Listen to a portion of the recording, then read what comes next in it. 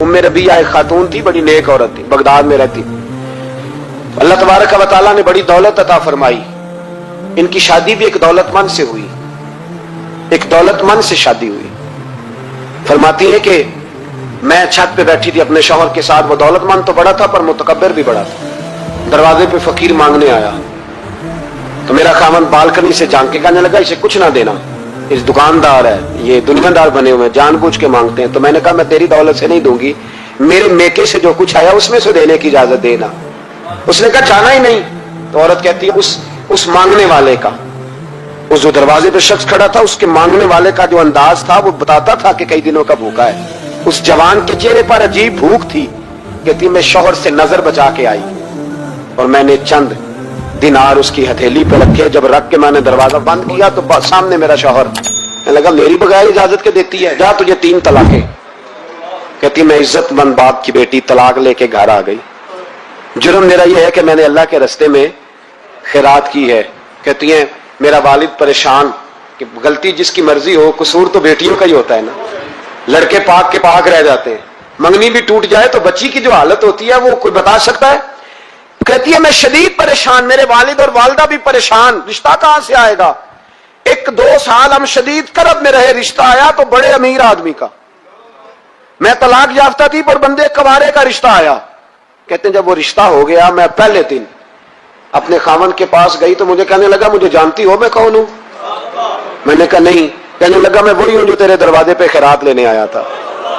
तुझे मेरी वजह से तलाक हुई तो मैं उसी रात जाके मुसल्ले पे रोया कि मौला मेरी वजह से बेचारी का घर उजड़ गया। फिर मैंने 18 घंटे मेहनत की तो मैंने तुझे इज्जत देने के लिए। कहने लगा अब तुझे बीवी बना के नहीं, महारानी बना के रखूंगा, मैं तेरी नौकरी करूंगा, तू मेरी मुहसिना है। कहती है 1 साल गुजरा, मुझे अल्लाह ने बेटा भी दिया। मैं छत पे अपने शौहर के साथ बैठी थी, दरवाजे पे मांगने वाला आया तो मेरा शौहर सारे काम खुद करता था। आज जब मांगने वाला आया तो कहने लगा जब कोई मांगने आया तो तूने देने जाना है। कहती है मैं दरवाजे पे मांगने वाले को देने गई तो मेरी चीख निकल गई, मैं धड़ाम से गिरी। मेरा शौहर दौड़ा आया, क्या हुआ। कहने लगी पता है मांगने कौन आया, ये वही है जो मेरा पुराना शौहर। जंगे ओहद में शदीद आजमाइश का माहौल बन गया और हालात कुछ और तरह के हो गए। हुआ क्या, सहाबे के नाम अली मुरीदान कभी कमजोर न पड़ते, लेकिन एक खबर उड़ा दी गई, एक सियासी चाल चली गई। जिस तरह का तरीका होता है ना मायूसी फैलाने का, वो तरीका इस्तेमाल किया गया। कहा गया माज़अल्लाह सुम्मा माज़अल्लाह, हुजूर को शहीद कर दिया गया। अब उम्मत जानती है कि सहाबा की कितनी जज्बाती वाबस्तगी है नबी पाक के साथ। कुल कायनात उम्मत के पास अगर है तो वो रसूल पाक की जात है, और अगर हुजूर को शहीद कर दिया गया है, सरवरे कायनात का विसाल हो गया, तो फिर पीछे क्या बचा। तबीयतें परेशान हो गई, रो रो के निढाल हो गए। हजरत अनस बिन मालिक रदी अल्लाह तआला अन्हु का जो नाम है ना, अनस, ये उनके चचा के नाम पर रखा गया था। उनके चचा का नाम था हजरत अनस बिन नदर रदी अल्लाह तआला। वो ना निकले मैदान उहद में जब पूरी तरह लोग परेशान थे, निढाल थे, तकलीफ में थे, कमजोर पड़े हुए, वो मैदान में निकले। कहा यहाँ क्यों बैठे हो। तो एक सहाबी ने बड़े दर्द से कहा आपको पता है हुजूर का विसाल हो गया है, खबर है कि हुजूर को शहीद कर दिया गया। तो हज़रत अनस बिन नदर ने ना पता किस तरह की बात की। फरमाने लगे यार अगर हुजूर शहीद हो गए हैं, हमने जी के क्या करना, बैठे क्यों हो, उठो ना, तलवारें पकड़ो। जिस रास्ते में हुजूर ने शहादत दी है, हम भी उसी रास्ते में शहीद ना हो जाए। उठो, निकलो।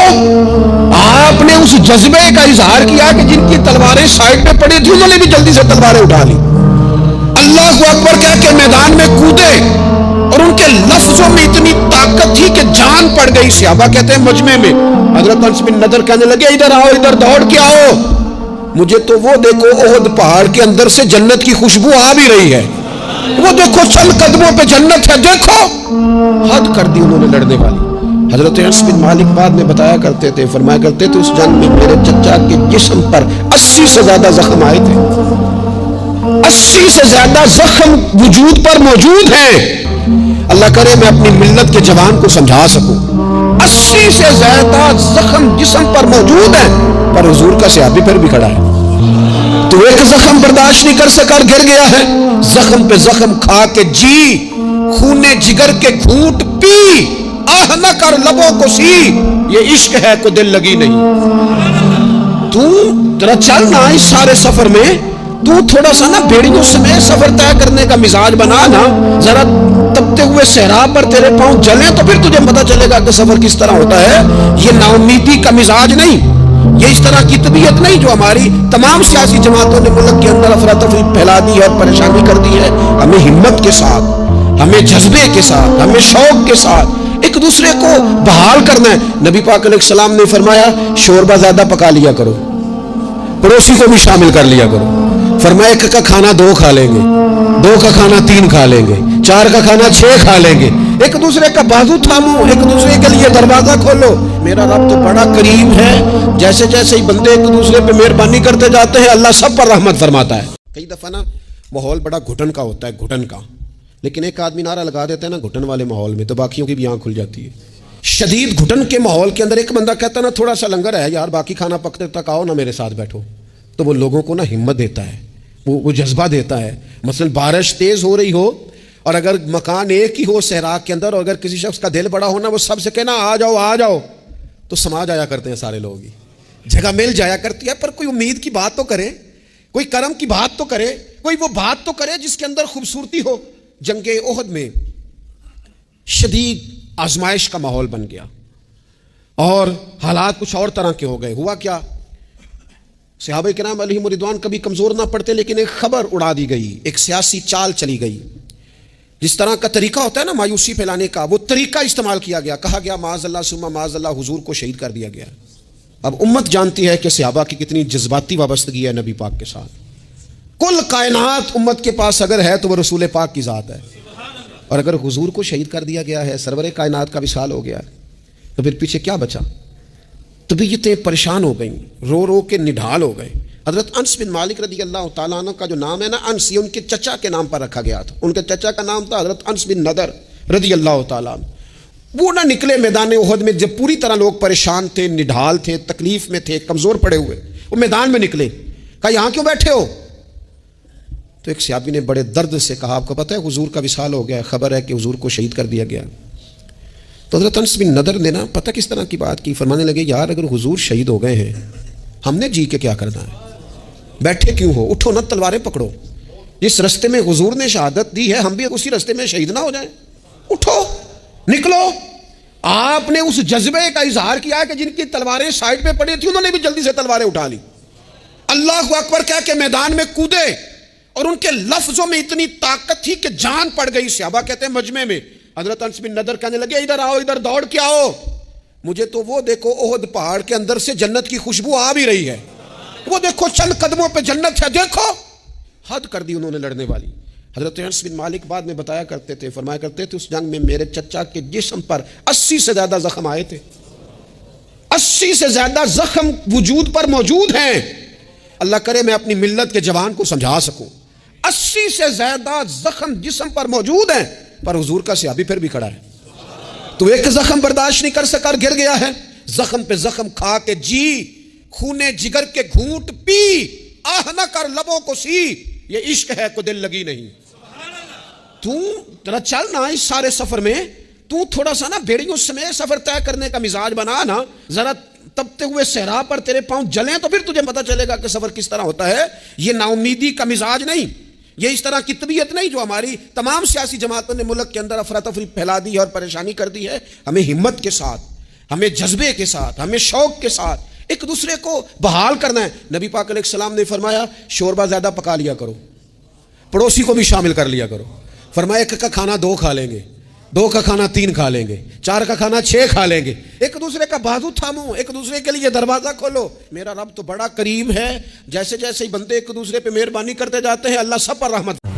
صحابہ فرماتے غزوہ احد کے موقع پر ہم نے نبی پاک علیہ السلام کے رخ زیبا پر خون بہتا ہوا دیکھا. کفار نے سنگ باری کی, تکلیف دی حضور کو, مقدس رخساروں پر خون بہا. ہم نے عرض کی یا رسول اللہ دعا کرے نا یہ برباد ہو جائے. نبی پاک علیہ السلام نے فرمایا مجھے لان تان کرنے والا نہیں بنا کے بھیجا گیا, مجھے رحمت بنا کے بھیجا گیا. اور نبی کریم نے دعا فرمائی اللہ انہیں ہدایت عطا فرما. اس موقع پر جب حضور کو ذاتی طور پر تکلیف دی گئی ہے, مقدس چہرہ نور پر خون بہ رہا ہے اور صحابہ کے کلیجے پھٹ رہے ہیں, اور احد کے میدان میں حضور کا وہ رنگین چہرہ خون سے بھرا ہوا دیکھ کر طبیعتیں مچل رہی، تڑپ کے عرض کی حضور کریں دعا یہ تباہ ہو جائے. فرمایا نہ بھائی، وہ لان پان کرنے والا نہیں، مجھے تو رحمت بنا کے بھیجا گیا. لیکن میرے عزیزوں، غزوہ خندق کے موقع پر جب دشمنوں سے دفاع کرتے وقت نماز عصر مسلمانوں کی قضا ہوئی تو حضور نے ہاتھ اٹھا کے عرض کیا، کہا اے اللہ ان کے پیٹ آگ سے بھر دے جنہوں نے ہماری نماز عصر لیٹ کی، ہماری نماز لیٹ کر دی، صلاۃ وسطیٰ لیٹ کر دی. ہمیں تیرے حضور جھکنا تھا، ہمیں وہ نماز پڑھنی تھی جو بڑی قیمتی ہے نماز عصر، انہوں نے ہماری نماز لیٹ کر دی، ان کے پیٹ آگ سے بھر دے. حضور کا سارا چہرہ لہو سے بھرا ہے، پر ذات کے لیے دعا نہیں کی کہ یہ تباہ ہو جائے، پر ایک نماز لیٹ ہو گئی. صحابہ کی عصر قضا ہوئی تو کریم نے ہاتھ اٹھا کر کہا یا اللہ بھر ان کے پیٹ آگ سے. او سنگیو، آؤ یارو اپنا اخلاق تو دیکھیں، میری بھی فجر قضا ہے، میرے پتر کی بھی قضا ہے، میری جوان بیٹی بھی جم کے سو رہی، کبھی ماتھے پر شکن تک نہیں آئی، لیکن میری روٹی لیٹ ہو جاتی ہے تو میں سارا گھر سر پہ اٹھا لیتا ہوں، زمین آسمان ایک کر دیتا ہوں. میرے بچے، آپ کے بچے ہماری نگاہوں کے سامنے وہ پوری طرح بری سوسائٹی کا شکار ہو جائے اور وہ جانے کس کس گناہ میں لگ جائے، معاذ اللہ شکن تک نہیں آتی، لیکن میرے کپڑے وقت پر استری نہیں ہوئے، مجھے ٹائم پر فلاں چیز نہیں دی گئی، آسمان سر پہ اٹھا لیا جاتا ہے. حضور نے تو ہمیں یہ اخلاق سکھایا ہے کہ لہو سے تیرا وجود بھی ذات کے لیے بھر دیا جائے تو زبان سے لان تان نہ کرنا، یہ تیرے نبی کا طریقہ ہے. یہ بھی بتایا کہ مسلمانوں کے پاس اسلحہ تھوڑا تھا، یہ بھی بتایا کہ کافروں سے جنگ سخت تھی، یہ بھی باتیں وہ بتاتے رہے کہ کھانے پینے کے لیے ضروریات پوری موجود نہیں تھی، یہ سب ذکر ہوتا رہا. لیکن ساتھ انہوں نے یہ بھی بتایا ہے، ساتھ انہوں نے یہ بھی بتایا، حضرت انس بن مالک فرماتے ہیں بخاری مسلم دونوں میں ہے کہ نبی پاک نے تو جنگ سے ایک دن پہلے نشان لگا کے بتا دیا تھا کہ یہاں ابو جہل مرے گا، یہاں عتبہ مرے گا. یعنی جنگ بدر میں جنگ کا ذکر بھی ہوتا رہا اور حضور کے علم کی شان کا تذکرہ بھی ہوتا رہا. جہاں انہوں نے ہمیں احد میں یہ بتایا نا کہ 70 صحابہ شہید ہو گئے، آزمائش بڑھ گئی، وہاں یہ بھی بتایا ہے کہ جب ہم نے عرض کیا تھا نا یا رسول اللہ کفر کی تباہی کی دعا کر دے تو محبوب نے فرمایا تھا نہیں میں تو ان کی ہدایت کی دعا کروں. جہاں انہوں نے ہمیں خندق میں یہ بتایا ہے کہ ایک ایک شخص نے پیٹ پر پتھر باندھا تھا اور نبی پاک نے 2 باندھے، ان دکھوں کے بیچ وہ شان مصطفیٰ کو نہیں بھولے، حضور کی عظمت کے ذکر کو نہیں بھولے. انہیں یہ نہیں کہا کہ ہم نے بھئی فارغ ہونے گے تو پھر حضور کے حسن کے ترانے پڑیں گے. انہوں نے یہ بھی بتایا ساتھ ہی کہ جب حضرت جابر بن عبداللہ نے دعوت کی تھی تو 5-6 لوگوں کا کھانا ساری جماعت کو پورا آ گیا تھا. انہوں نے بتایا تبوک سے واپسی پر کہ جہاں قحط تھا، حالات خراب تھے، وہاں یہ بھی ہمیں سبق صحابہ نے دیا کہ شان مصطفیٰ کے تذکرے وہاں بھی ہوتے رہے، عظمت مصطفیٰ کی باتیں وہاں بھی ہوتی رہیں. یعنی تبوک کے موقع پر اگرچہ حالات بڑے کٹھن تھے، پر جب حضور نے اپنی انگلیاں رکھ دی تھی برتن میں تو اللہ نے انگلیوں سے پانی کے چشمے جاری کر دیے. تو لوگوں نے حضور کی نعت کو نہیں چھوڑا، نبی پاک کی عظمت کے ترانوں کو. ہمارے بزرگ بڑے مصروف رہے، 1000 کتاب لکھی اعلیٰ حضرت نے، اور کتاب بھی ایسے پکڑ دکڑ کے نہیں، فن کی کتاب، فن کی دلائل، اور پھر جو استدلال کا حسن ہے اس میں جو رعنائی ہے. اپنی مصروفیات ساری اپنی جگہ پہ نہیں، لیکن جب رات ہوئی تو انہوں نے ایسا نہیں کیا کہ وہ کوئی مووی دیکھتے دیکھتے معاذ اللہ سونے کا سبق پڑھا گئے ہوں. یہاں تو ڈاکٹر کہنے لگے اب لوگوں کو گہری نیند ہی نہیں آتی. کیوں؟ اس لیے کہ آخر وقت تک تو موبائل دیکھتے ہیں اور پھر تکیے کے نیچے رکھا ہوا ہوتا ہے. اور پہلے تو یہ بچوں کا مسئلہ تھا، اب تو سیانے لوگ ہیں جن کا فوٹو کے بغیر گزارا نہیں ہوتا. سمجھدار لوگ جو کہتے ہیں کہ وہ پہلے میں کمنٹس چیک کر لوں، تو قومیں کے آئینوں کے اندر زندہ رہتی ہیں. اس لیے تو ہم حقیقت پسند ہے ہی نہیں. ہم صرف یہ دیکھ رہے ہیں کہ وہ کتنے لوگوں نے فلانی بات دیکھ لی، فلانی جگہ کتنے لوگ آ گئے. بس ساری دوڑ اور ہر شے میڈیا کی حد تک رکھتی ہے. ذمہ داریوں کا احساس کس نے کرنا ہے، ڈیوٹیاں کس نے نبھانی ہے، وہاں جا کے کس نے بیٹھنا تھا جہاں سیلاب والے جھونپڑیوں میں بیٹھے ہوئے. حضرت سیدنا یوسف علیہ السلام نے اتنے دنوں تک کھانا نہیں کھایا جتنی دیر پوری قوم کو کھانا نہیں ملا۔ حضرت عمر فاروق نے قحط کے زمانے میں گھی کھانا چھوڑ دیا تھا، پیٹ سے آوازیں آتی تھی، تو حضرت عمر فرماتے تھے شور جتنا مرضی کر، میری ذمہ داریاں ہیں۔ فرمایا جب تک سب لوگوں کو کھانا نہیں ملے گا تجھے بھی گھی نہیں ملے گا۔ اب تو ساری سیاسی جماعتیں حکومت میں ہیں، کوئی پنجاب میں، کوئی مرکز میں، کوئی سندھ میں، کیوں نہیں سب وہاں چلے جاتے؟ لیکن وہ بس ٹھیک ہے، کام چل رہا ہے، وہ چل رہا ہے، لوگ دیکھ رہے ہیں۔ لیکن یہ تو باتیں دنیا کی ہے، ہم سب کو اللہ کے حضور حاضر ہونا ہے۔ حضور نے فرمایا تم میں سے ہر بندہ نگران ہے، مجھے اپنی ذمہ داریوں کا احساس کرنا چاہیے، آپ کو اپنی کا۔ ایک ہماری ذمہ داری اپنی آنے والی نسل تک حضور کی عظمت کو پہنچانا ہے، نبی پاک کے تذکروں کو پہنچانا ہے۔ ہمیں حضور کی محفل کرنی ہے اور بڑی شاندار کر کے کرنی ہے، بڑی اس میں یہ بندر پانٹ چھوڑ دیں، یہ تقریریں بیچنا اور یہ نعتیں خریدنا اور یہ تلاوتوں کے پیسے، اس سے ذرا باہر آ جائیں۔ مہذب قوم میں یہ کام نہیں کیا کریں، تھوڑا سا اس سے باہر نکلے۔ ہمارے محلے کا خطیب بھی اللہ رسول کی بات ہی کرتا ہے، محلے کا نعت خواں بھی حضور کی نعت ہی پڑھتا ہے۔ آپ اس فیم سے باہر آئیں، لیکن گلی گلی حضور کا ذکر پاک۔ دیکھو ہمارے بچے اگر ہم سے حضور کا ذکر سیکھیں گے تو ان کے کلیجے ٹھنڈے ہو جائیں گے۔ حضرت عباس کہتے ہیں میں گھر میں اپنے بچوں کو بٹھا کے نا تو نبی پاک کے تذکرے سنا رہا تھا، حضور کی سیرت پاک سنا رہا تھا۔ ہمیں اپنے شعبے کی بھی تو ساری کہانیاں آتی ہوتی ہیں کہ نہیں، ساری باتوں سے ہم آگاہ ہوتے ہیں، تو ہمیں حضور کی سیرت جو ہم نے اتنے جمعوں میں سنی، اتنی محفلوں میں باتیں سنی، کیوں نہیں اپنے بچوں کو بٹھا کے سنا؟ فرماتے ہیں حضرت عباس میں گھر میں اپنے بچوں کو بٹھا کے حضور کا ذکر پاک کر رہا تھا، مجھے کیا خبر کہ دروازے پر حضور بھی موجود ہے۔ دروازے پہ دستک کی دروازہ کھولا تو کریم بھی دروازے پہ کھڑے تھے، خدا کی ساری رحمتیں میرے دروازے پہ تھی۔ فرماتے میں نے عرض کی حضور آپ چچا کیا کر رہے تھے؟ محبوب میں آپ ہی کا ذکر بچوں کو سنا رہا تھا۔ تو حضور فرمانے لگے میری شفاعت آپ سب گھر والوں کے لیے حلال ہو گئی، آپ نے اپنے لیے میری شفاعت کو قریب کر لیا، آپ کو میری شفاعت ملے گی قیامت۔ کیوں؟ کہ حضور کا ذکر پاک ہو رہا ہے۔ صحابہ کرام، حضرت ابوبکر صدیق نے کلمہ پڑھا نا تو جناب صدیق اکبر تاجر تھے، تاجروں کے دوست بھی تاجر ہوتے۔ حضرت ابوبکر صدیق تاجر تھے تو خبر بڑی پھیل گئی، کیونکہ ہمارے یہاں لوگ سارے کام جمہوری طریقے سے کرتے ہیں نا، پتہ ہے نا آپ کو، جمہوری طریقے سے۔ تو آج کل لوگوں کا طریقہ بھی یہ ہوتا ہے جدھر سارے لوگ چل پڑے اسی کو لوگ جمہوریت بھی سمجھ لیتے ہیں۔ جمہوریت تو وہ طرز حکومت ہے کہ جس میں بندوں کو گنا کرتے ہیں، تولا نہیں کرتے۔ اقبال فرماتے ہیں نیکیاں جمہوری نہیں ہوتی کہ سارے لوگ کریں گے تو پھر ہم نے کر لیں۔ اگر یہی بات ہوتی تو حضرت صدیق اکبر سارے مکے کے کلمہ پڑھنے کا انتظار کرتے کہ سارے پڑھیں گے تو میں پڑھوں گا۔ انہوں نے کہہ دیا کہ جب ضمیر مطمئن ہو گیا کوئی پڑھے نہ پڑھے میں مدینے والے کا کلمہ ضرور پڑھوں گا۔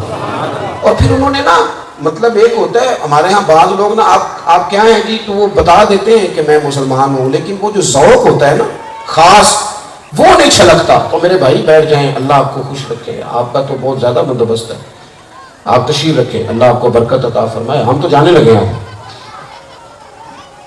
حضرت صدیق اکبر تاجر تھے، جب انہوں نے کلمہ پڑھا تو انہیں سینکڑوں دینار کا نقصان ہوا، لوگوں نے تجارت چھوڑ دی، ان کے ساتھ کاروبار چھوڑ دیا۔ آپ پڑھیے ان کی سیرت، لیکن انہوں نے جسے حق جانا اس پر وہ کھڑے رہے۔ ہم نا گروہ پرست ہوتے ہیں، حق پرست نہیں ہوتے، ہمیں حق پرست ہونا چاہیے۔ حضرت ابوبکر صدیق رضی اللہ تعالیٰ عنہ کے دوست 4-5 دوست ان کے وہ آئے تصدیق کرنے کے لیے کہ اتنا بڑا آدمی ابوبکر صدیق اپنے قبیلے کا سردار، وہ مسلمان ہو گئے۔ جب اس تصدیق کرنے کے لیے آئے نا، اچھا تصدیق کرنے میں آئے کون؟ دوست کون تھے؟ حضرت عثمان غنی، حضرت زبیر بن عوام، حضرت طلحہ بن عبید اللہ۔ یہ وہ لوگ ہیں جو قوم کے زیرک سمجھدار اور بڑے بڑے تاجر، یہ حضرت ابوبکر کے پاس تصدیق کرنے ہیں، پوچھنے ہیں آپ واقعی مسلمان ہو گئے؟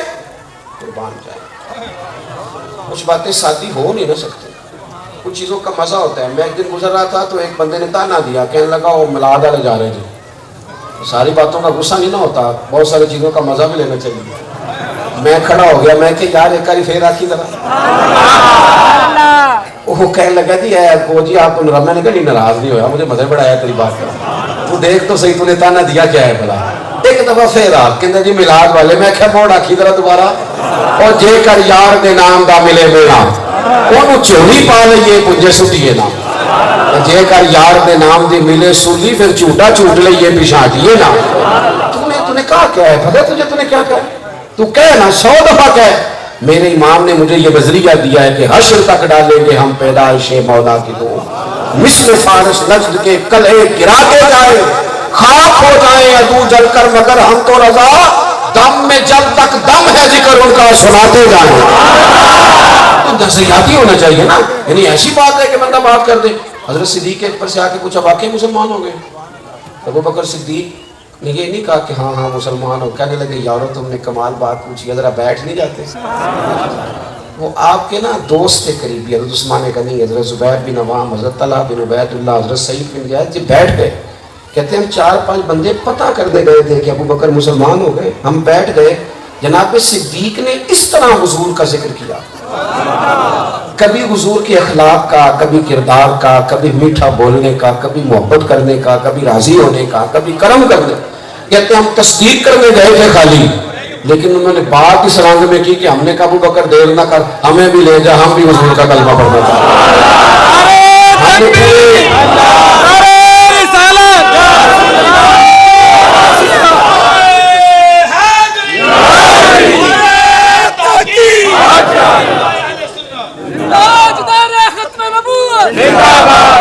آپ توجہ کریں گے میری بات، ہمیں نا والہانہ پن پیدا کرنا چاہیے حضور کی محبت۔ دیکھیں قبضہ میرا ہی ہے، میرا ہی قبضہ ہے، کیونکہ میں پیر صاحب ہوں، میں مولوی صاحب ہوں، میں داڑھی والا ہوں، میں پگڑی والا ہوں، ہم قبضہ کر لیتے ہیں بعض اوقات میری طرح کے لوگ کہ شاید دین پر عشق پر سارا میرا ہی قبضہ ہے، لیکن یہ حضور کی محبت ہے۔ میں نا فلائٹ پہ بیٹھا تھا، تو انسان ہے نا ہم، تو کئی دفعہ بشری تقاضے غالب آتے ہیں، تو آج کل موبائل میں قرآن شریف ہوتا ہے، تو میں نے قرآن پاک کھول لیا، میں نے کہا تلاوت کرتا ہوں، تو میرے ذہن میں ایک غلط خیال آیا، میں نے کہا یار دیکھو اتنی بڑی فلائٹ ہے، ہر بندے نے کان میں ٹوٹیاں ڈالی ہیں، کوئی کچھ سن رہا ہے، کوئی کچھ سن رہا ہے، اللہ جانے جی کیا لوگ کر رہے ہیں، چاہیے تھا نا تلاوت کرتے، تسبیح پڑھتے، وقت جو ملا ہوا ہے۔ آپ یقین کریں ایک نوجوان جس کو میں اس وقت سے دیکھ رہا تھا جب تک لوگ بورڈنگ کرا رہے تھے، جب تک لوگ ویٹنگ روم میں بیٹھے تھے، اس وقت سے میں دیکھ رہا تھا، اس نے بال پیچھے کٹھے کر کے یہاں باندھے ہوئے تھے اور پینٹ شرٹ بڑی عجیب طرز کی پہنی ہوئی تھی، تو گمان یہ تھا کہ شاید کوئی پتہ نہیں کس روح کا آدمی ہے، لیکن وہ ساتھ والی ہماری سیٹوں پہ وہ بیٹھا تھا، اس نے اپنی فائلیں ذرا سی الٹی اور اندر سے سورہ یاسین نکالی، اور جب وہ پڑھنے لگا نا تو میں نے اپنے ہی دل میں توبہ کی، میں نے کہا نہیں یار ایسا تو نہیں، یسبح للہ ما فی السماوات والارض، یہ تو میرے رسول پاک کا دین ہے، پتہ نہیں کہاں کہاں کرم کی کھیتی ہوگی کہاں کہاں۔ میں نے ایک دفعہ نا جمعہ پڑھایا مدینے کی فضیلت پر، مدینہ شریف کی فضیلت پر، تو ایک سادہ سا آدمی، وہ کچھ لوگ تو بڑے سیل مین ہوتے ہیں نا، بندہ قابو کرنا ہوتا ہے، بڑے طریقے سے بات سمجھا سکتے ہیں، لیکن وہ سادہ بندہ مجھے کہنے لگا پیر صاحب تو گلہ کرنی ہے، سن کو 5 منٹ لیتا، تو میں نے لوگوں کو فارغ کیا، میں اسے بیسمنٹ میں تنہائی میں لے گیا، میں نے کہا شاید کوئی ذاتی مسئلہ پوچھنا ہے، تو بات کرنے سے پہلے وہ تڑپ کے رویا اور پھر رویا، میں اسے تسلی دوں لیکن اس کی ہچکیاں کنٹرول ہی نہ ہو، سادہ بندہ چارہ کاٹنے والا، بالکل ان پڑھ، فضائل مدینہ پر تقریر ہو رہی ہے، اور جب وہ تھوڑا سا سنبھلا تو میرے سینے سے لگا، پھر رویا، کہنے لگا حضرت صاحب یہ دارے پیسے لائے کہ مدینے جانا جائز ہے؟ طاقت کوئی نہیں جا سکتا ہوں؟ میں نے اسے کہا خدا تیرے حال پہ رحم کرے، تیرے آنسو بتاتے ہیں کہ تو جلدی جائے گا۔ وہ چلا گیا، اسباب بن گئے، بڑے بڑے جملے پڑھے، بڑی کتابیں دیکھی، بڑے خطیبوں کو دیکھا، بڑے لوگوں کو، لیکن اس کو کبھی یاد کرتا ہوں آج بھی۔ تو طبیعت میں نا وہ کسی سکھ کا شعر ہے، اس نے حضور کی تعریف لکھی، تو کسی نے اس سے کہا کہ تو مسلمان ہو جا، کہنے لگا میں نے کتابیں پڑھی ہیں تو محبت ہو گئی ہے، کہا مسلمان کی نہیں ہوتا، تو کہنے لگا ہو جائے عشق کسی سے کوئی چارہ تو نہیں، اور صرف مسلم کا محمد پہ اجارہ تو نہیں، تمہاری کو اجارے داری ہے کہ تم پیار نہیں کرنے دو گے، ہو گیا ہے تو اب کیا کریں؟ عزیز بھائی خالص محبت رسول پاک سے، اور قلبی نیری ناروں والی نہیں، نیری جذبات والی نہیں، نیرا یہ نہیں کہ مطلب آپ محفل میں آئے ہیں تو نہیں، گھر کے اندر بھی، یعنی ہمارے بچوں کے بیچ بھی ہم بیٹھے ہوں تو کہ پتر آج کوئی کام نہیں کرنا، تو بھی درود شریف پڑھ، میں بھی درود شریف پڑھ، کبھی گھر کے اندر اس طرح کا ماحول ہو۔ آخری گزارش بڑے درد سے آپ کی خدمت میں یہ عرض کرنی ہے، میلاد کی محفلیں ہوں گی، ضرور شرکت کرنی ہے۔ دیکھیں کتنے جلوس نکلتے ہیں آج کل، کیسے کیسے گاڑیاں ہم نکالتے ہیں، کیسے کیسے جھنڈے لگاتے ہیں، تو یہ جو حضور کے نام کا جلوس ہے نا، کچھ نعرے یہ بھی سیکھو، یہ بڑا کام دیں گے قبر حشر میں، یہ हुजूर के नाम का नारा बड़े अच्छे तरीके से सलीके से बावजू हो के। मेरी एक ख़ास गुजारिश है, महफिलों में ना अक्सर गरीब लोग आते हैं, अमीर लोग तो जाते हैं वो खूब बड़ी बड़ी दावतों में महफिल, लेकिन हम ये सलूक करते हैं कि यहाँ भी पीरों का, नात खानों का, फलाने फलाने का खाना तगड़ा पका लिया और उन बेचारों को शापरों में छतों से चावल फेंक दिए। ये ठीक नहीं। देखो, जो खाना हमारे बेटे के वलीमे से मंसूब है वो कभी शापर में दिए? अकीके का खाना, ये क्या हुजूर के मिलाद का खाना और शापरों में वो भी छतों से फेंका जा रहा है। आला हज़रत ने लिखा है सख्त मना है। कुछ गरीब घर ऐसे हैं जहाँ साल भर गोश्त नहीं पकता और कभी पके तो बच्चे बेचारे बोटियों से लड़ते हैं। क्यों ना हो कि हम मिलाद पे लंगर पकाएं और बिठा के खिलाएं। तो माड़ा बंदा चारे बाल नाल ले तो हो सकता है बच्चे पूछ भी लैन कि अब्बा जी आज बड़ा गोश्त पे मिलता है, खैर है। तो गरीबी आंसू भी जल्दी ले आती है आंखों में। हो सकता है रो के आके पुत्र आज तेन कोई नहीं डकदा, रज गज खा, आज मदीने वाले का मिलाद से थोड़ा सा ना कुर्बत इस तरह की पैदा करें। इसको भी बात चंद जगहों पे महदूद ना करें, खूबसूरत करके। और अगर हम दाढ़ी रख लेंगे ना रबीउल अव्वल शरीफ में, तो कोई बंदा पूछेगा खैर है दाढ़ी रख ली, तो हम कहेंगे ये मिलाद शरीफ वाली दाढ़ी क्योंकि रबीउल अव्वल में रखी है। इस तरह के तोहफे भी। और कुछ लोग कहते हैं कि मैं नेक नहीं हूँ इसलिए नहीं रखी, तो भाई जो दाढ़ी रख ले वो काम मासूम हो जाता है। सब लोगों में गलतियाँ, मासूम तो नबी हैं फरिश्ते। तो दाढ़ी शरीफ पाबंद करें। और बिल्कुल आखिरी बात ये कि बेटियों को घर में ज़रूर पाबंद करें कि कीमती चीज़ें हमेशा पर्दों में होती हैं। कभी नहीं ऐसा हुआ कि 10 लाख रुपया जेब में हो तो हम गली में लेके आ जाएं। 15-20 तोले सोना हो तो कीमती चीज़ है ना। इस्लाम बेटी को, बहन को कीमती समझता है, लिहाजा कहता है पर्दे में रखो। पर्दे में वो कीमती समझते हैं, उसे पर्दे में रखा जाता है। उनको समझाओ कि शरीयत इस्लामिया तुम्हें कैद नहीं करती, तुम्हें कीमती समझती है। लिहाजा बापर्दा चीज़ जो होती है ना, देखे ना कभी मक्खी से रैपर उड़ जाए तो मक्खियाँ बैठ जाती हैं। तो इसी तरह जब खातून का पर्दा किसी वक्त उतरता है तो बुरी नज़रें पड़ती हैं। तो कोशिश करें कि बेटियों को समझाएं। शौहर के समझाने से वो असर नहीं लेती बीवी, जो भाई के समझाने से बहन लेती है, जो बाप के समझाने से बेटी लेती है। लिहाजा अपने घरों के अंदर तबलीग का इस तरह का उन्वान बनाएं। अल्लाह के हुजूर दुआ करता हूँ मेरे अहबाब ने मोहब्बत से महफिल सजाई, अल्लाह इन्हें बेहतरीन जज़ा दे। हम जो आए हैं अल्लाह हमारी हाज़िरी कबूल फरमाए।